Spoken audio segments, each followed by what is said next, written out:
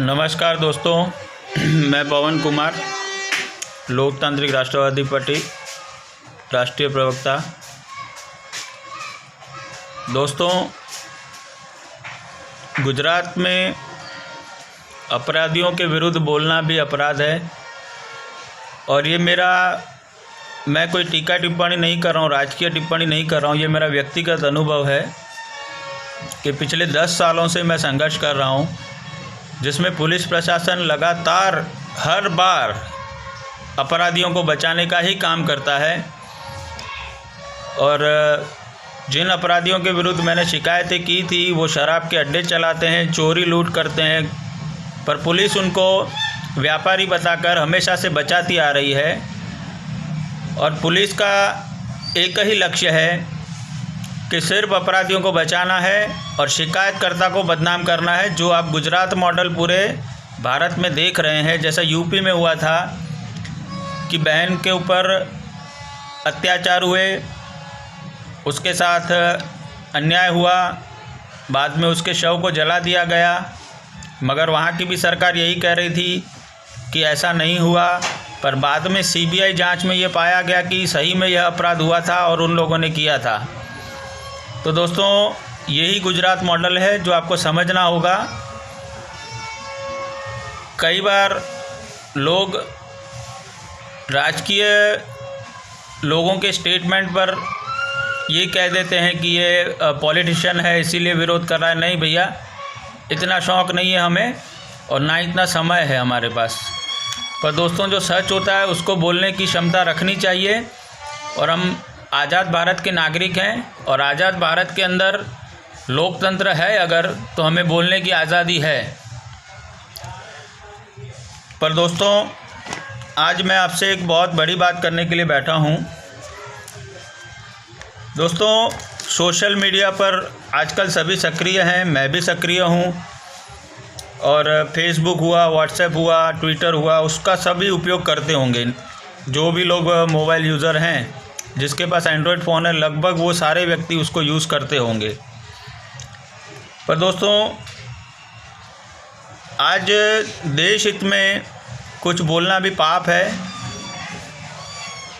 तो इसके बारे में मैं आपसे थोड़ा डिस्कशन करने बैठा हूं। दोस्तों, मेरे फेसबुक आईडी पर भाजपा के समर्थक ने मेरे विरुद्ध अभद्र टिप्पणियां की। मेरी माँ को, जो मेरी स्वर्गवासी माँ है, वो जो दुनिया में नहीं है, उनके विरुद्ध उन्होंने अभद्र शब्द कहे, जो मैं आपको वीडियो में नहीं बता सकता। और उसके मेरे पास सबूत भी हैं। और वह अपराधी जो इस तरह की अभद्र टिप्पणियां कर रहा था, वो वहाँ तक नहीं रुका। दोस्तों, उसने मेरी माताजी, मुझे तथा जिसको भी चाहे उतनी गालियां देने का उसने प्रयत्न किया। और लिखा है, बाकायदा सबूत है, मैं कोई हवा में बातें नहीं कर रहा हूं। मेरे पास ये पूरे स्क्रीनशॉट पड़े हुए हैं फेसबुक पे। इस तरह की उसने अभद्र टिप्पणियां की, गाली गलौज किया। यहाँ तक वो व्यक्ति नहीं रुका, उसने मर्यादा की सारी हदें पार करते हुए राष्ट्रपिता महात्मा गांधी जी के विरुद्ध ऐसे शब्द लिखे हैं जो मुझे बताने में भी शर्म आ रही है। परंतु उसे यह बात लिखने में शर्म नहीं आई दोस्तों। और मैं आपको ये बात आज इसलिए बता रहा हूँ ताकि आपको पता चले दोस्तों कि ये विकास मॉडल यही है और आपको इसी में जीना पड़ेगा। अगर आप कुछ भी बोलते हैं, आप आवाज़ उठाते हैं, तो आप देशद्रोही हैं, आप गद्दार हैं। और ये जो सारे लोग इस प्रकार से जो टिप्पणियां कर रहे हैं, उसमें वह देशभक्त हैं, ये इस तरह से इसमें प्रमाणित होता है। और सरकार का रवैया भी इसी प्रकार से है। मैं आपको बता दूं, उसने जो टिप्पणियां की उसके विरुद्ध मैं आपको तारीख बता देता हूं। मैंने 20/12/2019 को महामहिम राष्ट्रपति श्री को सारे सबूतों के साथ एक चिट्ठी लिखी, जिस पर मैंने सारी बातें की और ये जो घटना है उसका पूरा विवरण उनको मैंने लिखकर भेजा। तो दोस्तों, दिसंबर का महीना था, जनवरी, फरवरी, मार्च आ गया। मार्च में लॉकडाउन था और लॉकडाउन खुलते ही मुझे राष्ट्रपति भवन से लेटर आया कि आपकी जो शिकायत है 20/12/2019 की, उसके संदर्भ में उन्होंने गुजरात सरकार को कार्रवाई करने के आदेश दिए हैं। तब मैंने सोचा कि चलो कोई नहीं, मेरा राष्ट्रपति जी ने तो सुना, मेरी आवाज़ को तो सुना, उन्होंने मेरी शिकायत को तो सुना। मैं उनका बहुत बहुत आभारी हूँ। महामहिम राष्ट्रपति श्री, मैं आपका बहुत आभारी हूँ। पर दोस्तों, राष्ट्रपति श्री के आदेश करने पर गुजरात सरकार ने ये जो मेरी शिकायत थी, उस शिकायत को मेरे स्थानीय पुलिस स्टेशन जो अहमदाबाद क्षेत्र है, सरदार नगर, और मैं आपको ये बता दूं कि सरदार नगर में शराब के अड्डे खुलेआम चलते हैं और उनके विरुद्ध भी मैंने कई शिकायतें की है, पर शराब के अड्डे बंद नहीं होते हैं। पुलिस उल्टा मुझे अपराधी मानकर मुझसे ईर्ष्या रखती है और यही कारण रहा होगा कि मेरी शिकायत पर सबूतों के साथ शिकायत होने पर भी गुजरात सरकार या पुलिस विभाग ने इस पर कोई एक्शन नहीं लिया। मेरा स्टेटमेंट लिया गया, स्टेटमेंट में जो घटना थी वो मैंने लिखवा दी।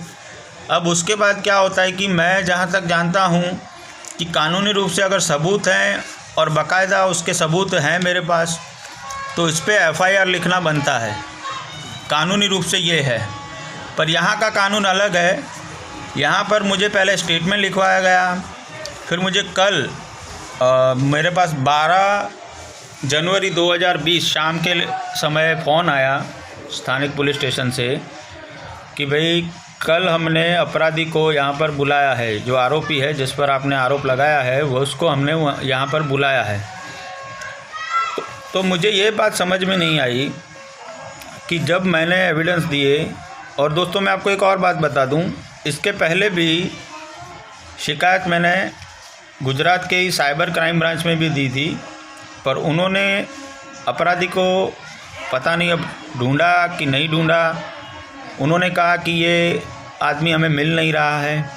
और ये ऐसा ही है दोस्तों। गुजरात के अंदर मैंने 2011-12 में केस किया था, जिसमें कोर्ट नोटिस दे रही थी, समन्स दे रही थी, उसमें भी वो अपराधी उनको मिलते नहीं थे, पर वो अपराधी मुझे धमकी दे रहे थे, मुझ पर हमले कर रहे थे। तो पता नहीं अचानक से प्रकट हो जा रहे थे वो लोग तब। तो ये सारा सिस्टम और कोर्ट को गुमराह कर रही थी पुलिस कि ये अपराधी हमें मिलते नहीं हैं। उस समय भी मेरी बहुत मेहनत करने पर उस वक्त के गुजरात के राज्यपाल श्री कमला देवी बेनीवाल ने मेरी बात को सुना, उनका भी मैं आभारी हूँ। पर दोस्तों, आखिरकार उसकी भी शिकायत जो थी वो फॉरवर्ड होकर सरदार नगर पुलिस स्टेशन में ही आई और उन्होंने अपनी मनमानी के हिसाब से ही FIR लिखा। उन्होंने मेरे साथ जो इंसिडेंस हुआ था उसके विपरीत लिख दिया। मुझ पर हमले हुए थे तो उन्होंने लिखा कि फ़ोन पर धमकियां दे रहे थे। इस प्रकार का जो बाद में अपराधी कोर्ट में निर्दोष छूट जाएं, ऐसा आयोजन पहले से बना दिया था। और वो अपराधी शराब माफिया हैं, बहुत बड़े शराब माफिया हैं और उनके प्रिय होंगे। अब दूसरी बात ये आती है दोस्तों कि मुझे परसों फ़ोन आता है, मुझे बुलाया जाता है। मैं कल दिनांक 13 जनवरी 2021 की रोज़ मैं पुलिस स्टेशन गया था। तो वहाँ पर जो माहौल था वो मुझे लग रहा था कि मुझे दबाने के लिए एक आयोजन किया गया है और ये अपराधी जो है वो भाजपा का है, सत्ता पक्ष से जुड़ा हुआ है। तो कहीं ना कहीं पुलिस उसी रास्ते जा रही है जो पहले कर चुकी है, अपराधियों को हमेशा बचाती रही है और अभी भी यही किया जा रहा है। दोस्तों, पुलिस ने भूतकाल में मुझसे जो स्टेटमेंट लिए थे दूसरे विषय पर, उसमें भी छेड़खानियाँ की। उसके बाद अपराधियों को, जो शराब माफिया हैं, उनको व्यापारी बताया। तो ये गुजरात मॉडल है, ये आपको एक्सेप्ट करना पड़ेगा। अगर आप एक्सेप्ट नहीं करते हैं तो आप देशद्रोही माने जाएंगे। इस तरह से चल रहा है दोस्तों। तो ये न्याय की बात है। तो यहाँ पर पूरा अन्याय हुआ है मेरे साथ और अभी भी ऐसा कोई एक्शन इस अपराधी के विरुद्ध नहीं लिया गया, ना ही उन लोगों के विरुद्ध लिया गया जो पहले मैंने शिकायतें की थी। वो भी आज खुलेआम अड्डे चला रहे हैं, दारू के, शराब के अड्डे चला रहे हैं और ये भी अपराधी आज भी खुलेआम घूम रहा है। मतलब कहने का मतलब ये है कि मुझसे पुलिस जो व्यवहार करती है, मेरे जाने से वो पता नहीं वो चिढ़ जाते हैं और अपराधियों का नाम लेते ही मुझसे मतलब उल्टी सीधी बातें करने लगते हैं। तो दोस्तों, महात्मा गांधी जी के विरुद्ध मेरी माताजी के विषय में उन्होंने गलत शब्द लिखे। आज मेरी माताजी मेरे स्क्रीन में आपको पीछे दिख रही होंगी, उनका फ़ोटो तस्वीर लगा हुआ है, स्वर्गवासी माताजी है मेरी। तो उनके भी लिए उन्होंने गलत शब्द लिखे हैं, जिनके विरुद्ध मैंने कंप्लेन की है। मेरे विरुद्ध भी गलत शब्द लिखे हैं। महात्मा गांधी जी के विरुद्ध बहुत ही घटिया शब्द लिखे हैं। फिर भी प्रशासन उसे किस प्रकार से बचाने का प्रयास कर रहा है वो आप देख सकते हैं। और मुझे नहीं लगता है कि अभी भी ये कोई एक्शन लिया जाएगा, क्योंकि सरकार का एक ऐसा रवैया बन चुका है मेरे विरुद्ध कि मेरे द्वारा जो भी कंप्लेन की जाती है उसे किसी न किसी प्रकार से दबाने के प्रयास किए जाते हैं, मुझे गलत बताने के प्रयास किए जाते हैं और मेरी सारी शिकायतें गलत है, ऐसा मतलब मैं गलत हूँ, बाकी सब हरिश्चंद्र हैं, ऐसा बताने का प्रयास किया जाता है। तो दोस्तों, ये सच्चाई है और ये हकीकत है। इससे मेरे साथ जो अन्याय हो रहा है वो किसी और के साथ अन्याय ना हो, इसीलिए हमें कानून के प्रति जागरूक बनना पड़ेगा। और ये जो महात्मा गांधी जी के विरुद्ध जो शब्द लिखे हैं उन्होंने, इससे एक मानसिकता जो इनकी जो मानसिकता है वो हमें समझ आ रही है। और मैं ये कहता हूँ दोस्तों, सामान्य तौर पर हम किसी को भी अभद्र टिप्पणी करते हैं तो पुलिस आनन फानन कार्रवाई करती है या करती होगी। कई मामलों में देखा भी हमने किसी और जगहों पे कि वहाँ पर कुछ ऐसा होता है तो पुलिस कार्रवाई करती है, पर यहाँ कार्रवाई करने के बजाय कार्रवाई को दबाने का प्रयास किया जा रहा है। तो दोस्तों, मैं आपसे ये अपना अनुभव शेयर कर रहा था।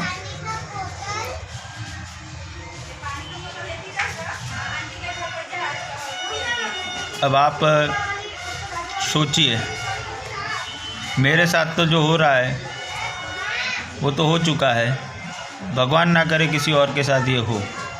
जय हिंद, जय भारत।